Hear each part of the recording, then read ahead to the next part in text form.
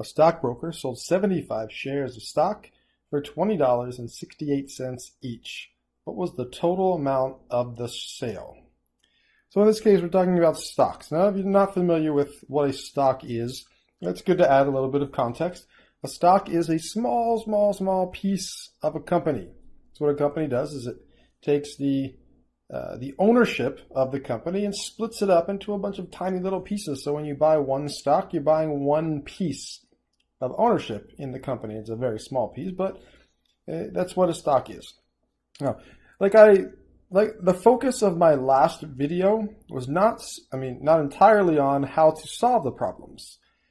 There's the step that comes before the solving, and that's the interpreting. And that's what's important. Anytime we're doing word problems, the important thing is, can you interpret the problem correctly, understand the problem, decide what to do, and then once you have a full understanding of the problem, then do the math. And a lot of times with word problems, since we're literally translating from one language to another, we're translating from English to mathematical symbols, it's important to be able to identify keywords. In this case, the keyword that's jumping out at me is each. Now normally, the word each means something is happening multiple times, so each implies multiplication. So in this case, we're selling 75 shares. Each one of them is $20.68, and that's happening 75 times. So basically what we're doing is $20.68 for the first stock, and $20.68 for the second, $20.68 for the third, and so on. And we're doing this 75 times. So it looks like to solve this problem, we have to multiply 75 times 20.68. And as I mentioned when we were going over the syllabus and talking about the course, anytime that calculations are required in a problem, I like the Desmos online calculator. Now I'm assuming no one's used it before, even though maybe you have. I'm not making any assumptions about things you should know coming into the class. So the only way to get comfortable with something new is to use it. And now I guarantee you, especially since your homework is online, I think the Desmos calculator is easier to use than a handheld calculator. So let me pull up the Desmos calculator. I'll go to just to Google, and we can go to desmos.com and graphing calculator. And so this is the calculator. You don't have to worry about the graph. We're not using that. On the right-hand side is where Desmos graphs what you type, and on the left-hand side, this is the calculator portion. And I'll just use the keys on the keyboard. 75 times, that's the asterisk above the 8 key, 75 times 20.68. And it looks like 1,551. And so that is our answer for this problem, $1,551. All right, number 2. The population of a rural town was 11,500. It decreased 270 each year for 6 years. What was the population of the town after 6 years? Well, again, I'm seeing the word each.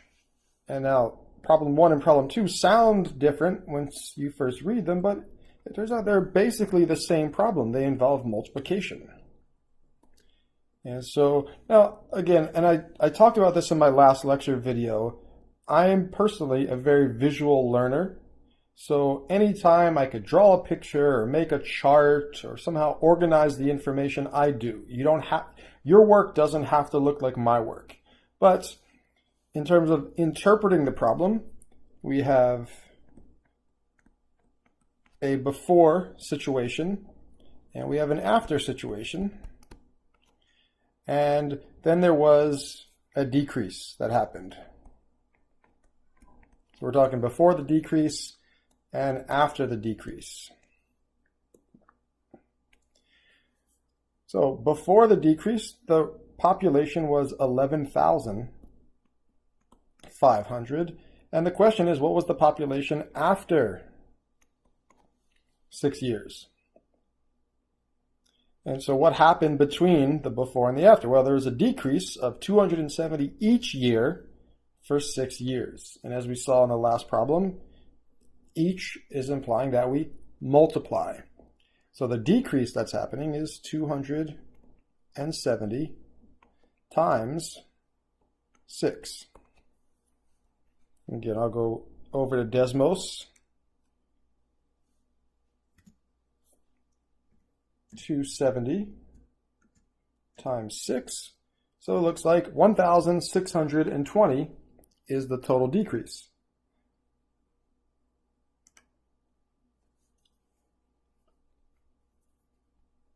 $1,620. And so the original population of 11,500 decreased. So the word decrease, that's telling us to subtract. So we're going to subtract the 1,620. So let me just go back over to Desmos. So we have the original 11,500 and we're subtracting the 1,620. So it looks like the final answer, 9,880.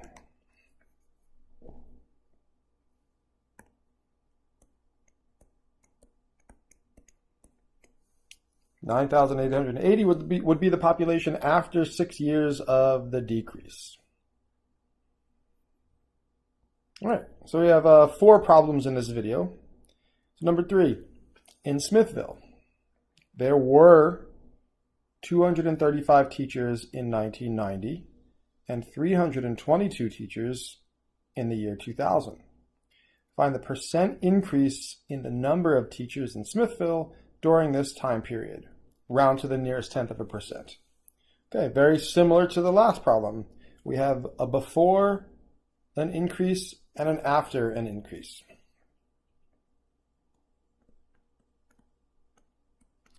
So before, and that's the year 1990, and then after, which is the year 2000. So before there were 235, and after, so then there was an increase, and then after there were 322. Well, we could say, what was the actual increase? So how many new teachers were there? Well, we could say 322 minus 235, and 322 minus 235 would be 87. So the increase was up by 87. But we're not looking for the increase. We're looking for the percent of increase. This is called the relative change. Okay, so basically the change, the amount of increase was 87, but what percent does that represent? What percent increase does that represent? And this was covered, if you took the previous course, this would have been covered, I think, back in chapter 4. So the formula for percent increase or percent decrease, it doesn't matter, increase or decrease, is equal to the difference. So that's the 87. The difference between the before and the after was up 87. So the difference in this case was 87 divided by the starting amount.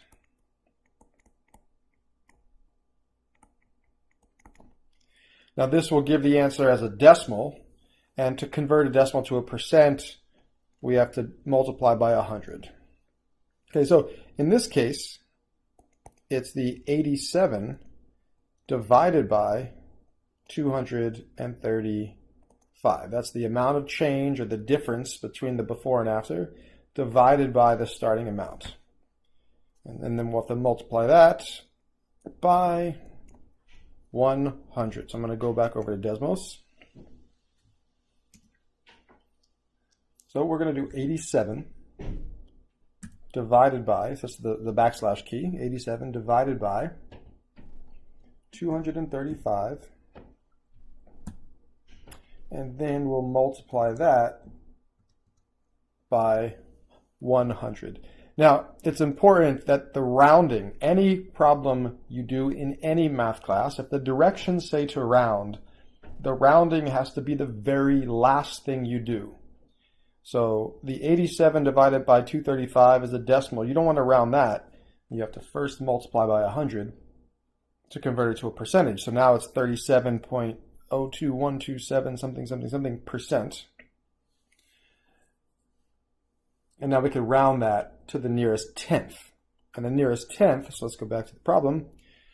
The nearest tenth means one decimal place. Okay, so this is about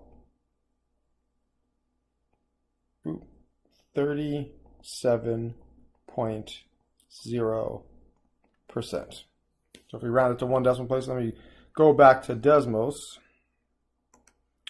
37.02, since we're only keeping one decimal place, we're keeping the 0, so we don't round up because the next decimal value is a 2. So this rounds to 37.0.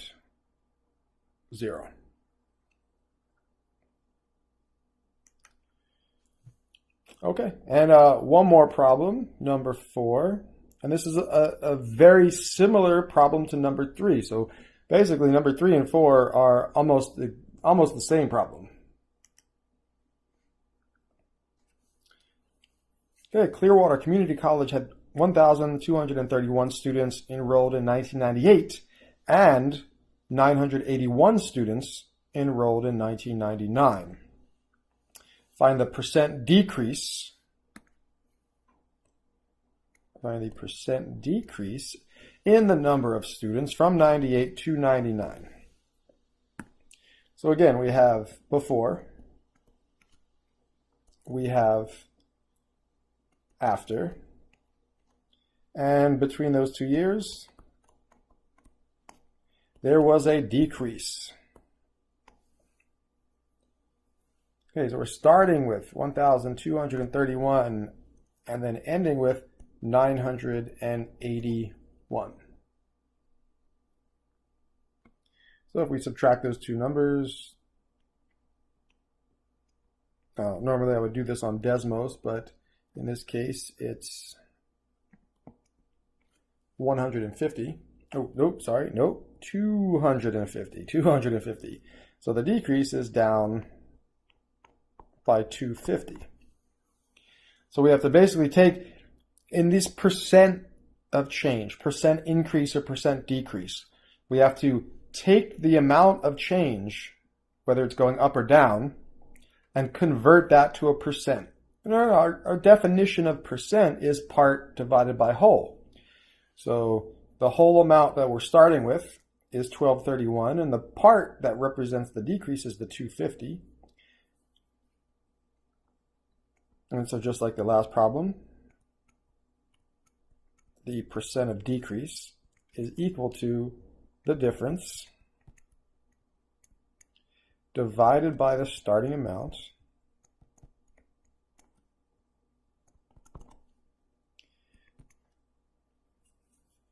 then we'll multiply that by 100. So in this case, it's the down 250, so negative 250. Remember, positive means up or increase, negative means down or decrease. And we divide that by the starting amount of 1231, and then we'll multiply by 100. Okay, so we'll bounce back over to Desmos.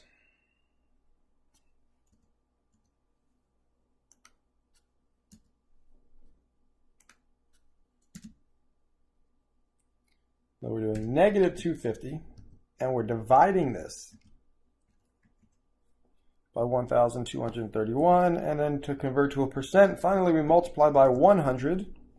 So we have negative 20.3086921202. And if we round that to one decimal place, again in this problem, round to the nearest tenth. we get negative 20.3%. Negative 20.3%. Okay, so again, as I really stressed in my last video with word problems, and your exams are going to be almost entirely word problems. The math, the actual calculations, sometimes that's not even the most difficult part of the problem. Actually, in many cases, doing the math is the easy part. It's figuring out what math to do is the hard part. It's the interpretation and deciding your plan of attack. So again, picking out keywords, drawing a picture if you can, or a table of values if you can, or some way to sort of visualize the information that helps, or at least that helps me. And don't jump right into plugging numbers into a calculator before you really understand the problem. All right, that's it for this video. I hope this was helpful.